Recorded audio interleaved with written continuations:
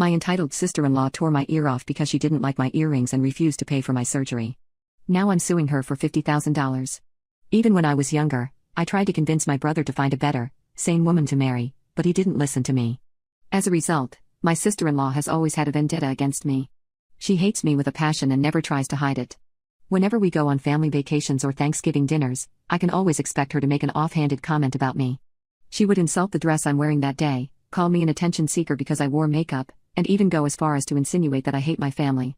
I can remember times where she called me ungrateful and said that I was only taking advantage of my parents and my brother. Obviously, none of those things are true.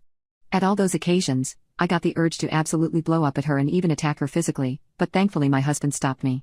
He always came to my defense and told my sister-in-law to cut it out. Thanks to him, I was able to avoid getting the reputation of a short-tempered and violent woman, while my sister-in-law is disliked by the entire family.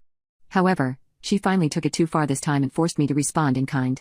It was my brother's birthday and I invited him to my new house. Although I call it new, we had actually moved in over 12 months ago. It's just that my brother never visited because of the rift between me and his wife. However, I really wanted to treat him for his birthday and therefore decided to tolerate my sister-in-law for just one day. After all, there was nothing she could do in the span of a few hours that would make me rage out, right? Anyway, he agreed to come over along with his wife for dinner. On the big day, I couldn't help but notice that my sister-in-law was dressed like she was going to a party with the president instead of just having dinner with family. I didn't make a comment on it and just invited them in, eager to show off my cooking skills. It was only 6 p.m., so my husband and brother decided to watch a football game together, leaving me and my sister-in-law alone. To my surprise, she talked to me politely and even praised my decision to host the birthday party. I was really happy, as I had prepared a cake and a full-course meal for both of them. However, her kind persona didn't last long at all, and she commented about how my earrings weren't matching with my dress. I was wearing a very casual blue gown with green earrings, and didn't see a problem with it. But for some reason, she was very insistent that I remove my earrings and wear new ones. When I kept refusing, she took matters into her own hands by saying, "Oh come on, those earrings don't suit you at all.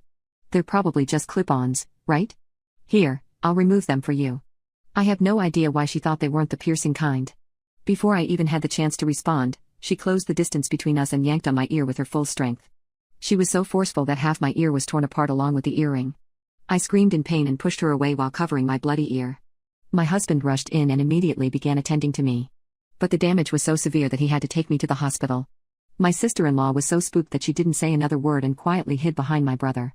I was so much in pain that I kept crying and screaming the entire way to the hospital. I was scared that I would end up losing my ear, and would no longer be able to hear my husband's voice. Thankfully, the doctor told us that my ear would be fine after a small surgery to attach the part that was cut off and making sure there's no internal damage. Now, that whole time, neither my sister-in-law nor my brother called to check on my condition and ask if I was doing okay. But the real problem is that the insurance has refused to pay for my surgery. They are making some kind of excuse by saying that it was a domestic injury or something. I don't really get it. Anyway, after I had calmed down, I told my husband exactly what had happened, and said that we need to make my sister-in-law pay for my surgery. He agreed and gave a call to my brother.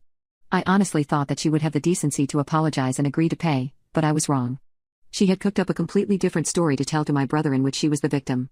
According to her, I had yanked my ear off myself and was planning on blaming her to extort money from them. It was a ridiculous story, but my dumb brother was so in love with her that he believed it.